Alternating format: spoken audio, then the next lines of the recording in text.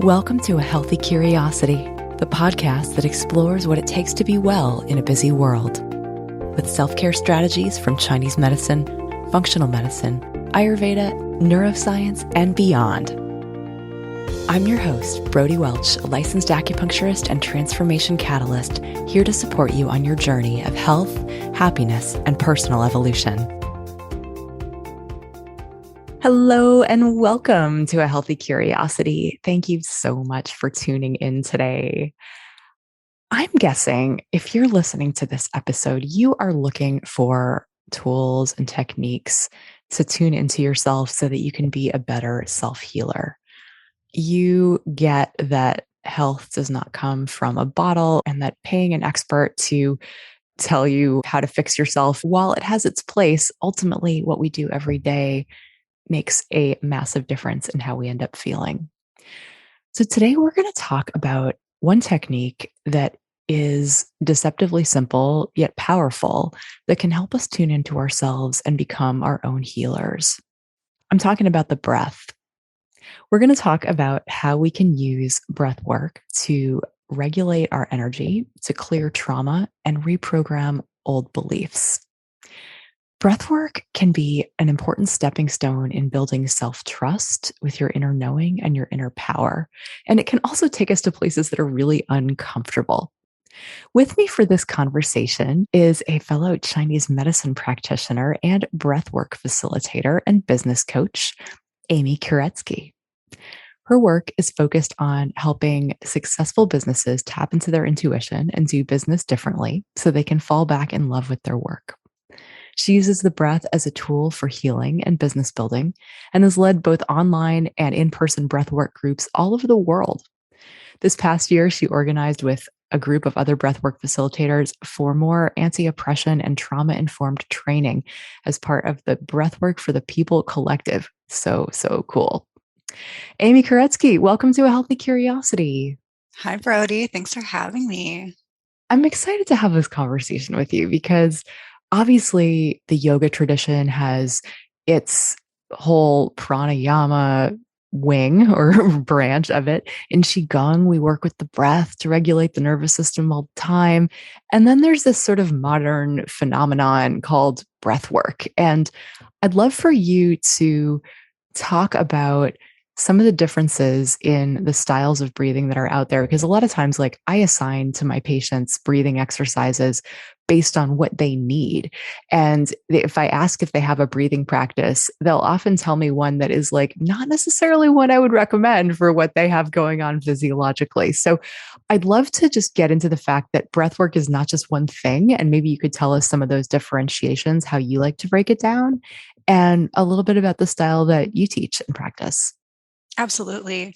And you're so right. I mean, I like to say that breath work is an umbrella term that really encompasses so many different styles of intentional breathing. And really that's all breath work is bringing some intention to how you are using or manipulating your breath for a specific outcome. And so, yeah, if you've ever been to a yoga class, you've done breath work. If you're someone who's given birth and you've done Lamaze breathing, you've done breath work. Even if you've just found yourself in a stressful situation where you slow down your breathing and maybe, take some longer, slower inhales through the nose and sigh it out through the mouth, you're doing breath work. And so I really like to encourage people to kind of take some ownership over how they intentionally use their breath from a day-to-day perspective.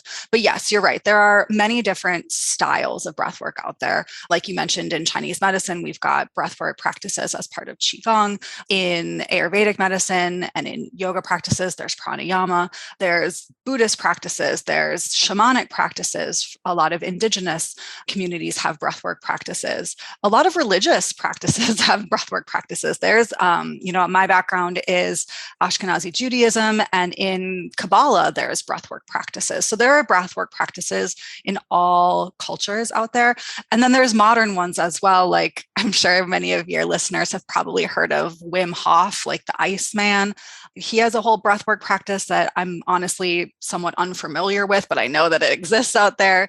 And a lot of the more like modern varieties of breathwork, from my understanding, kind of originated or started with Stanislav Grof, who started holotropic breathwork. He was a therapist, has a background in psychology, and started using the breath in exchange for psychedelics, because he's part of that super old school group of therapists from Europe way back in the day, where they were really experimenting with psychedelics for expanding consciousness as a means of mental health care and mental health therapy and trauma release.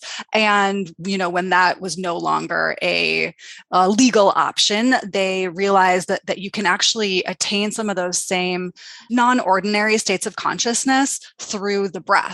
And so there's this whole area of breath work that kind of stems from holotropic that also includes conscious connected breathing. And there's many different styles out there. Some of them are, trademarked and this and that, and have whole training programs. Others have more ancient backgrounds and are not owned by any one specific person or organization or company or anything like that, but have lineages that are then passed along through practitioners.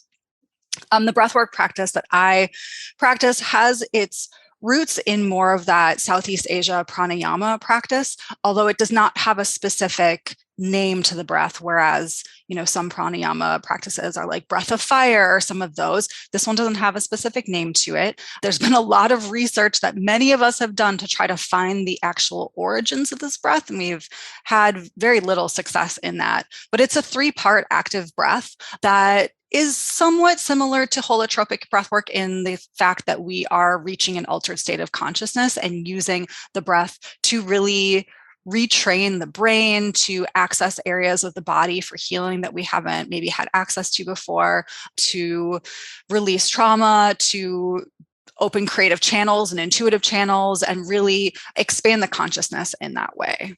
So that's a little bit about it. Well, thanks for giving us that overview. I want to get into how the breath can help us unpack trauma in just a second. But also, just as an aside, that workshop that you did with What Works that I was a participant in, I recognized that breath work from a Qigong class that I took, where I was introduced to this form of breath work as Huff Puff Qigong. Interesting. Yeah. I will have to look more into that. And it was like part of a protocol for releasing qi stagnation, right? So this would not be if somebody's super depleted, if someone, if you have a diagnosis in Chinese medicine of qi or blood deficiency, yin or yang deficiency, like if you're super exhausted and depleted, this is probably not the practice for you.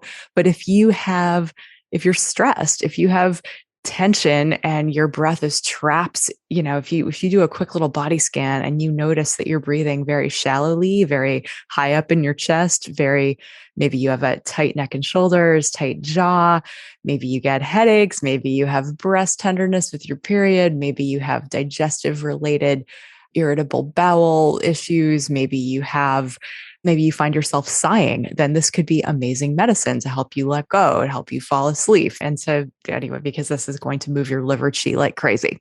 Yeah. And the liver, of course, in Chinese medicine is about the movement of not only energy, but emotions in the body. So from a Chinese medicine standpoint, it's like, oh yeah, of course, when we breathe into these energy centers that maybe we haven't had access to, we can access stuck emotions because we're just moving the qi.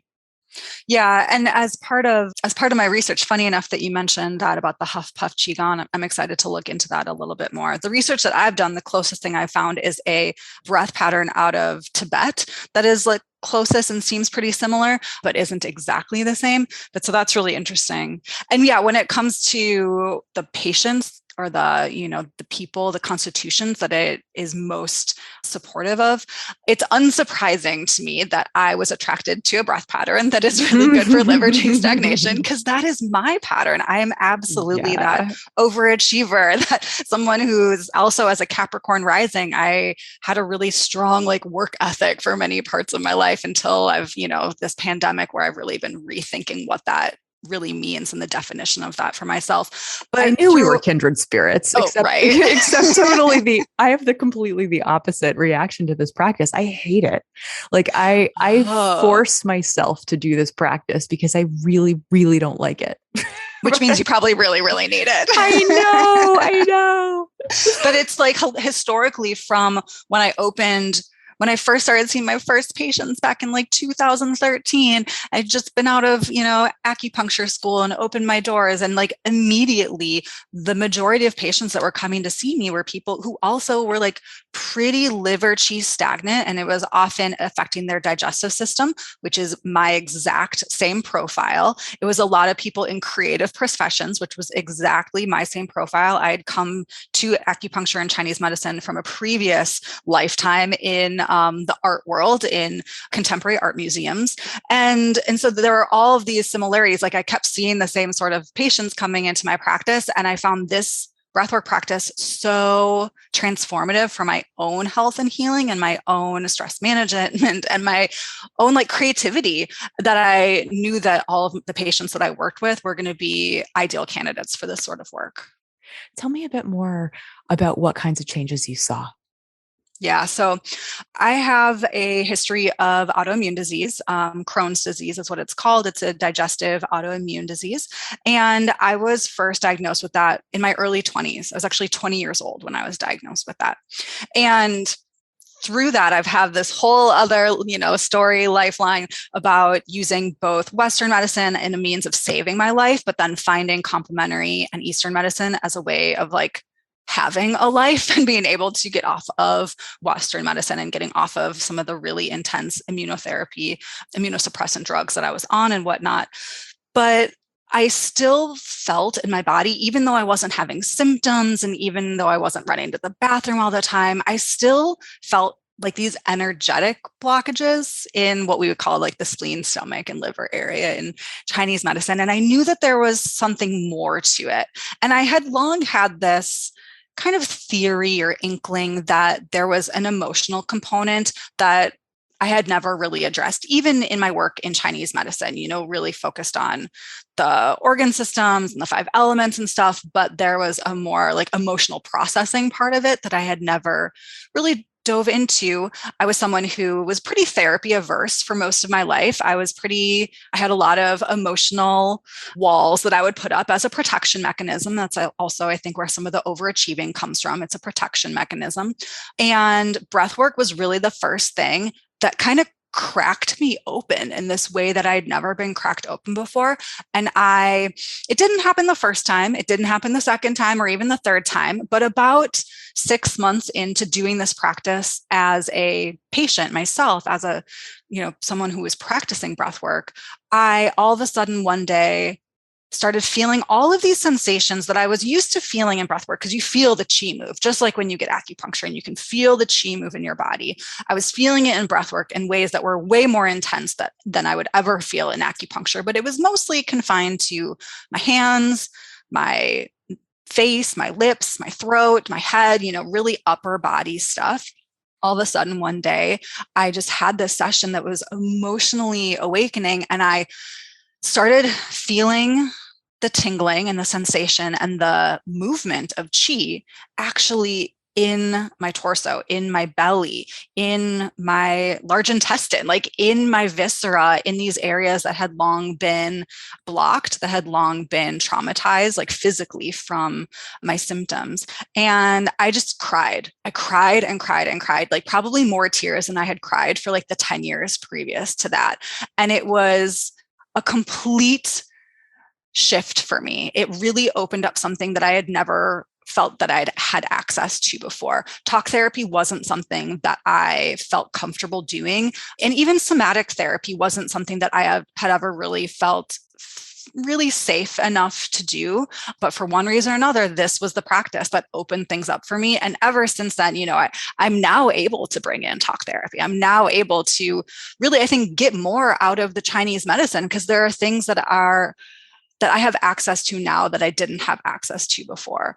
So it really opened up so much of this emotional space for me that then allowed for energetic and physical healing to happen within there.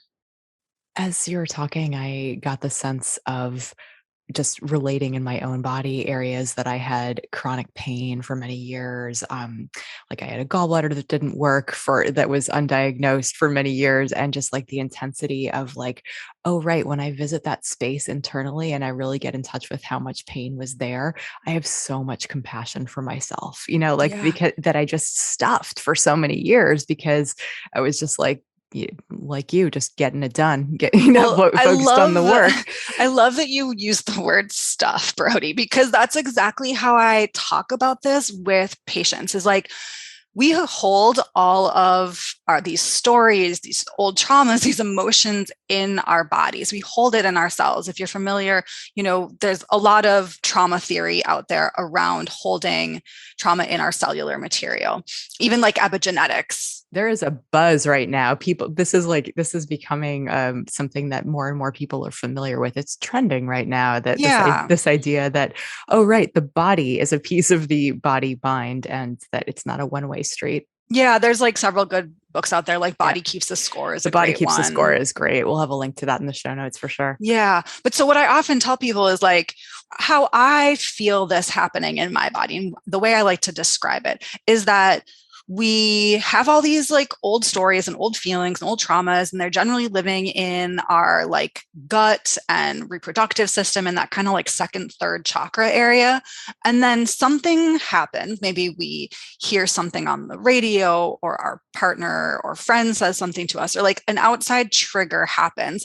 And that feeling starts to rise up in our body, comes into the heart space. The heart tries to feel that feeling, but we're like, no thanks. That doesn't feel comfortable. And we want to stuff it back down. And usually we do that by maybe picking up our phones and scrolling social media, I or know, I'll distract. I'll just take right. myself Or we right out of this open up moment. we open up the cupboard and take out a box of cookies or chips or whatever, or we like light a cigarette, or we drink alcohol, or like whatever your coping mechanism for numbing is. We do that thing. And usually it's a type of consumption, whether it's actual physical consumption or like mental consumption. And that consumption then pushes that sensation back down to the belly or the reproductive system. And so that just kind of like we keep pushing more and more and more and more and more stuff down. And like, wouldn't it be great if it was like food and we just like digested it and then pooped it out and like flushed it down the toilet? Like, wouldn't that just be ideal? Yes, it would. It would. But like, that's just not how it happens. And so we actually have to, if we want to like move past some of these things or move through some of these things, we actually have to let them come back up and be experienced and witnessed and held with that compassion that you were just talking about, and then released. And so that's what we do with the breath. When we're doing this breathwork practice, we're pulling things up from that part of the body, washing it through with self-compassion, and then letting it go. And that can look a lot of different ways. It can be lots of tears. It could be yelling. It could just be a lot of physical tingling and sensation, sometimes even like shaking, like that sort of uncontrolled, almost like you're outside and it's really cold and you start shivering. It can be that sort of shaking. Because if you've ever seen, I also give the example of like, I have a really, really, really sweet rescue dog. Her name is Juniper. She's the best. But she also was totally traumatized as a puppy. Like before I even got her, she must have been shot with a BB gun, because she has a BB like under her skin around her shoulder blade. And she's fine. She like, it doesn't bother her, but like that must have been a really scary experience. I'm pretty sure she didn't have a home. She was a stray. She got shot at. And so she was really timid around other dogs and just kind of anxious in general when we first got her.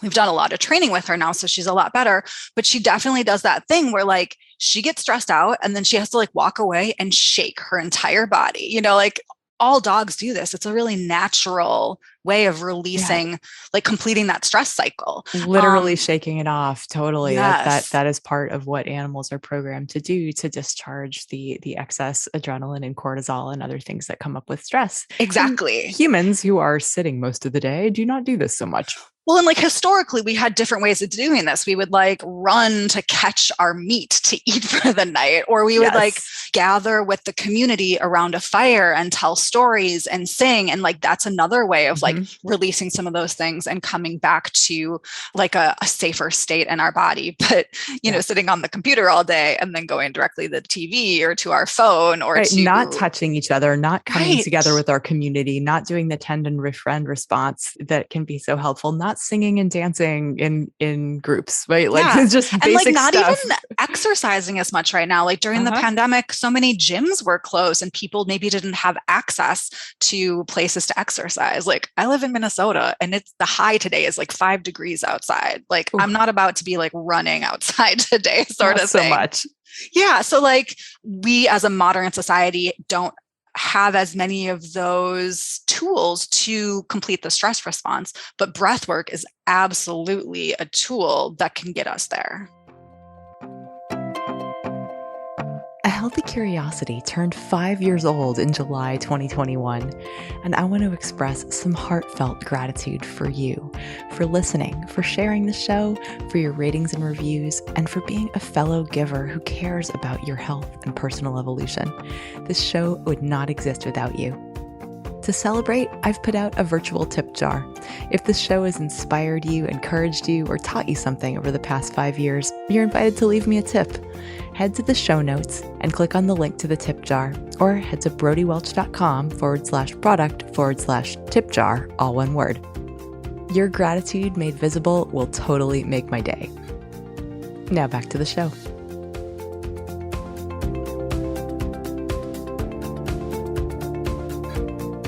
It sounds like that this has the potential to be really powerful. It can be a way in to accessing things that we've stuffed down that we maybe don't want to talk about in therapy, or that we don't even maybe know are there.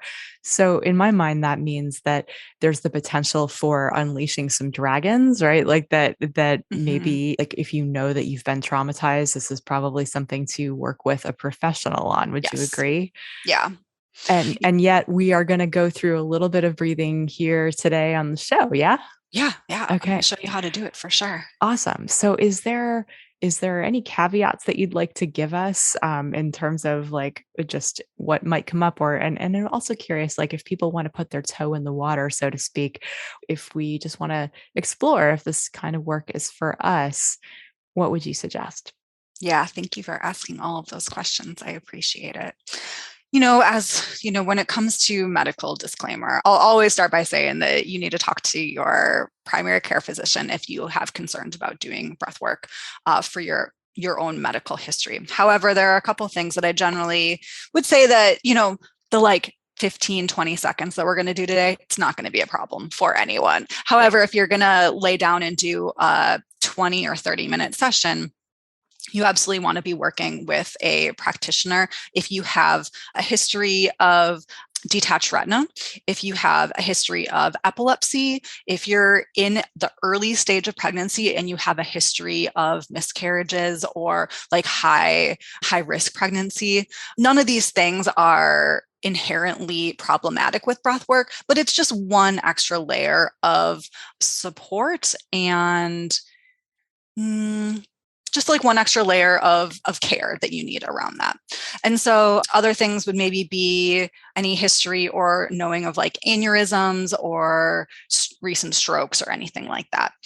So that being said, really breathwork, one of the things I love about breathwork is that it's very malleable. So you don't have to do like a 30-minute session to get some of the benefits of breath work. Maybe if you're like really working on this like long-term traumatic pattern or something, you'll eventually want to get there. But to start with, you can just like lay down and do 5 minutes of breathing, and really anyone can benefit from that. And really anybody can do 5 minutes of breathing. That's not going to be so much that it's going to be a problem for basically anyone. Yeah, I think that that is all really important to consider, and recognizing that your constitution, not your constitution, but your imbalance, it's going to sort of depend. What your imbalance is in Chinese medicine is going to determine whether or not this practice feels invigorating or Right. relaxing or just depleting. Well, and just like you had mentioned before, and I love that you're bringing up constitution because, like, yes, in the more, textbook style of breathwork practice, people who are liver qi stagnant or, blood stagnant, like blood stasis, those people are going to actually like benefit from this a little bit in that more textbook style because it is so chi moving. However, when I'm leading breathwork practices, I very intentionally say that there is no right pacing for this practice. Just because I'm maybe offering a standardized pace does not mean you need to go at that pace. If your body needs something faster that day to move things more vigorously, you're welcome to do so. And if your body needs something slower to move things less vigorously that day, you are welcome to do that as well. So I've absolutely still worked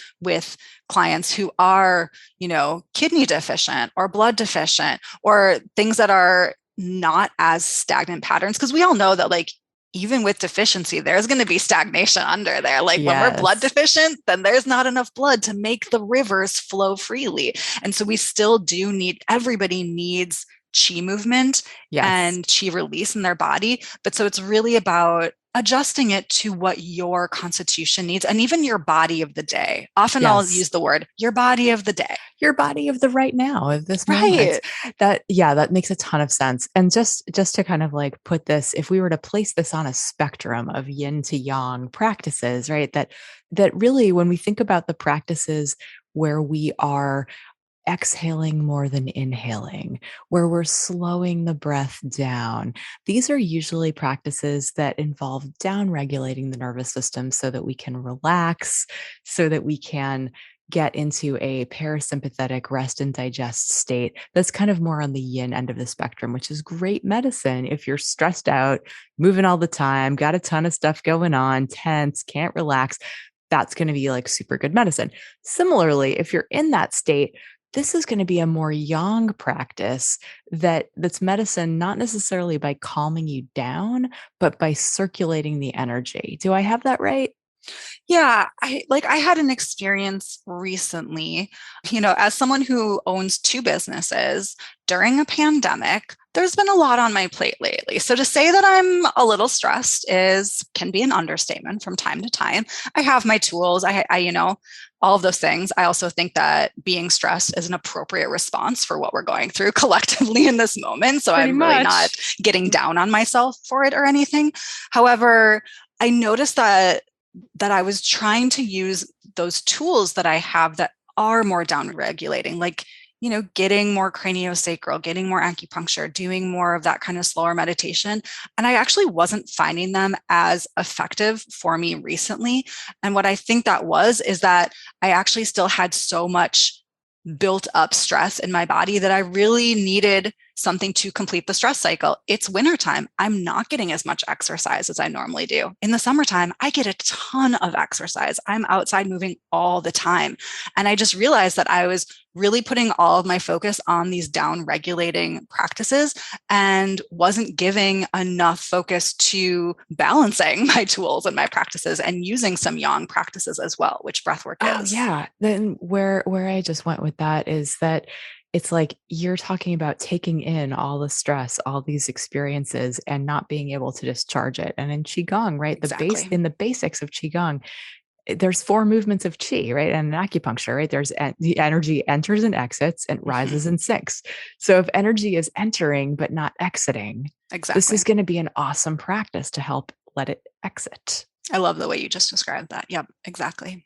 Well, let's do some, shall we? Yeah, let's. All Okay, right. so I'm going to start by saying that if you're driving a car, using machinery, even like, carrying a baby around, I'm going to have you come back, save this podcast Stop. episode, come back Pause. later.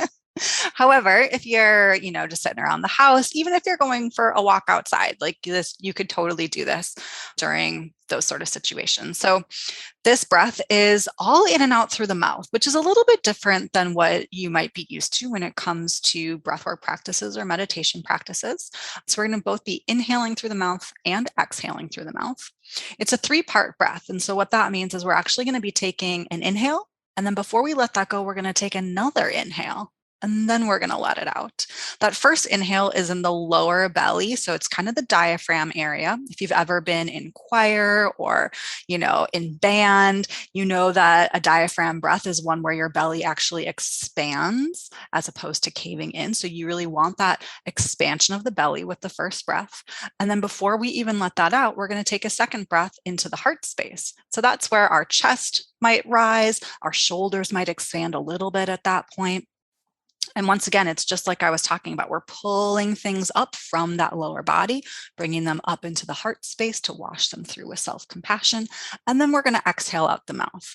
So let me just do it once or twice to show you. So it's going to look and sound like this: into the belly, the heart, and then let it go. The belly, the heart, and then let it go. So now let's all try it together. Breathing into the belly, the heart, and letting it go. Belly, heart, and letting it go. And so just like I mentioned before, that pacing might feel really good for you. It might feel like a really nice, moderate, but effective pace. Other people might be like, whoa, that feels like real fast. I need to slow it down a bunch. And yours might be a much softer wave, and it might look like this.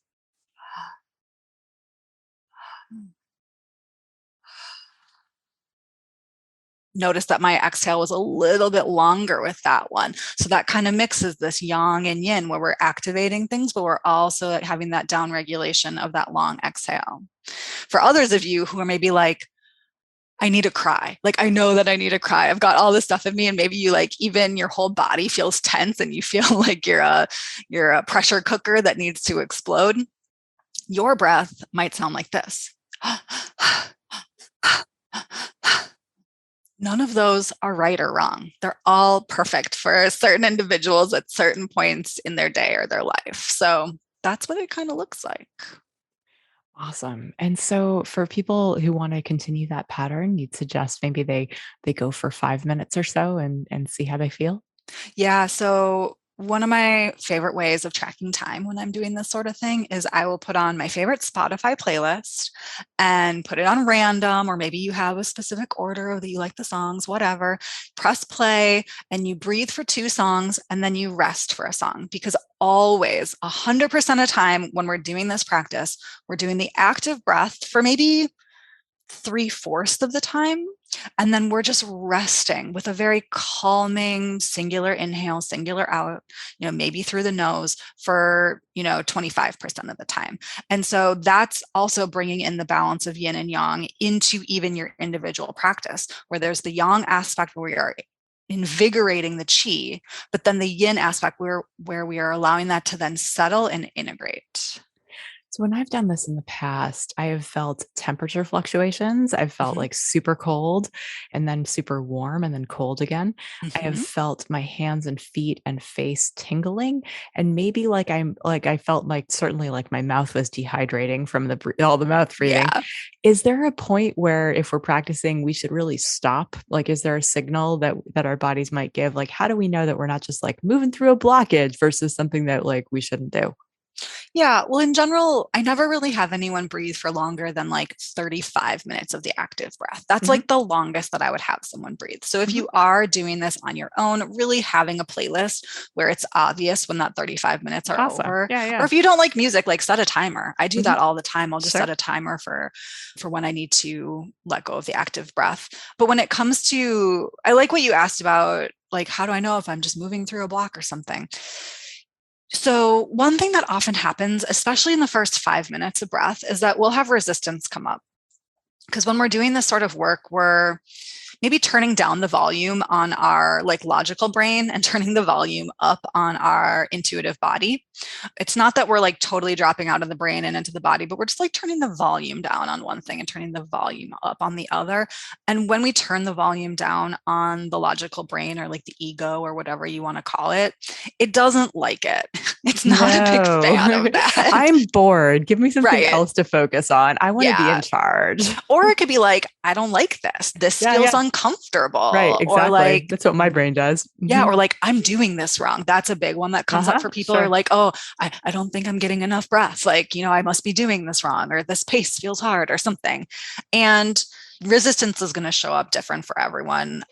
Yeah. So there's perfectionism, there's insecurity, there's fear, like Yeah. there's all And that. and there's also like physical sensations. So for Hmm. me, when I have resistance, it can show up like kind of getting a little bit extra lightheaded, or almost like feeling like I'm getting a headache.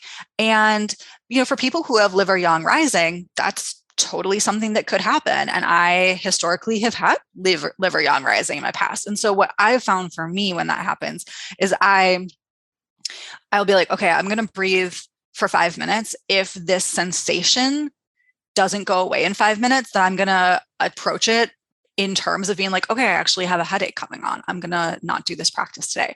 But usually, like 99% of the time for me, any of those resistance physical sensations, they're gone by the time 5 minutes has passed. And then I'm actually able to drop into the breath. And so it really does come down to a personal understanding of your own body and the way resistance shows up for you. And the only way to do that is to practice it. But what you were saying before, I would love to go back to this, the questions of all these different sensations, whether it's the temperature or the sensations in the hands. There's two things that I think people who are interested in Chinese medicine will really like to hear. And this isn't like gospel by any means. Like, this is my interpretation of things, or Hmm. or ways that I've heard it interpreted before, and how I bring that through my own lens of Chinese medicine. And the first one is like the tingling in the hands. It's really normal to have tingling or tightness, even like a clonic sort of sensation in the hands when we're doing breath work. That is because of the increased carbon dioxide in the body. And I know that sounds weird that it's carbon dioxide and not oxygen, because we're actually increasing oxygen when we breathe. But when we're doing this practice, we're also increasing some carbon dioxide temporarily. If you want to know a little bit more about the biomechanics of this, I really like two books talk about it a bit, which is the Holotropic Breathwork book by Stan Groff, and then that book by James Nestor. I think it's called Breathe. Breath. Hmm. Breath. Yeah, I Hmm. really enjoyed that book, and he That's a talks great about book. it a Hmm. little bit too. And so there's some biochemical reasons why that can happen. It's not a problem. Your hands always relax by the time you're done with like the yin resting portion. However, it's funny that like you could have 10 people in a room all doing this breath work, and maybe only 3 of them will have the hand sensation. And you'd be like, okay, well, if this was biochemical, then why isn't it happening to everyone? And that's because I do believe that there is some more energetic aspect to it. And in Chinese medicine, the palms of the hands, here we've got the lung channel, the pericardium channel, the heart channel, all of these energetic channels that go into the heart space. And many of us, myself included, grew up in situations where it maybe didn't feel safe to have an open heart, where it didn't feel safe to show your emotions, where you grew up with trauma in some aspect or another. And so it makes a lot of sense that if the palm of the hand is representative of the heart space, and we're doing something that opens up the heart and feels really vulnerable, that our initial instinct would be to close our hands and to protect that space. Yeah, and for people who are familiar with qigong, right, that space where the middle finger lands when you make a loose fist, that's our Lao Gong point. That's like a little chakra of the hands, Yeah. where the pericardium, the heart protector, is the channel that opens there, I mean, and it's even the how name, we. heart Yeah, protector. exactly, right. And it's like, yeah. So I think that's a really I like that theory. That makes a lot of sense to me So one thing I'll energetically. often offer to people who are doing breath work and who are experiencing that, is to invite them to say something out loud that makes them feel safe or gives them permission to open their heart. And that is going to look different for everyone. I never assume what somebody's going to feel comfortable saying out loud, but it could look anything like, I'm allowed to open my heart. If it feels comfortable for them to say this, they might even say, it's safe for me to open my heart, or I am protected, or any of those things. And that will often kind of really start to crack something open for them when they start working with that energy.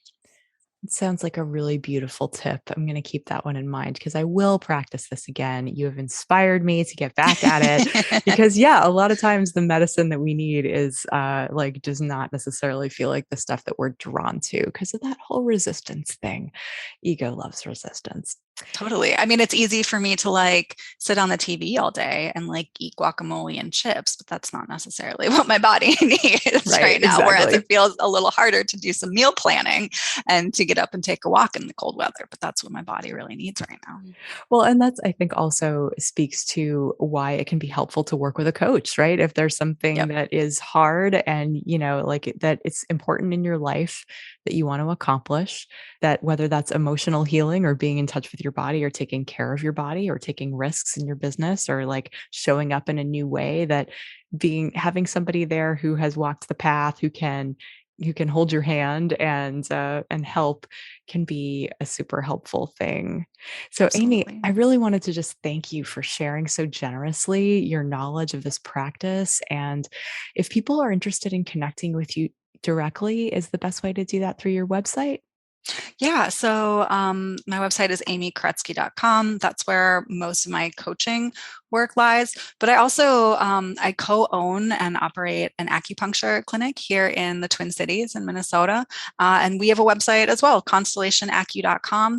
And that's another great place to reach out, especially if you're really interested in more of the Chinese medicine aspect of things. We have a whole team of really amazing providers. I'm the only person there that does breath work, but we've got providers there that have backgrounds in craniosacral and in Ayurvedic medicine and, chronic Lyme, and so many amazing practitioners there that are all open to having conversations about all of these things. We all love having a healthy, balanced life.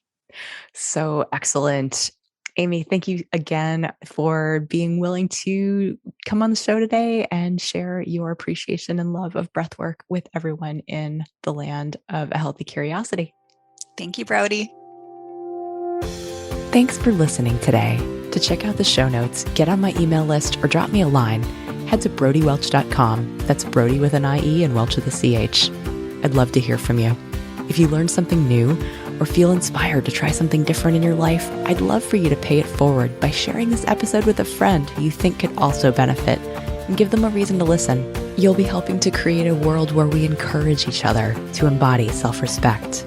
Till next time, be good to yourself.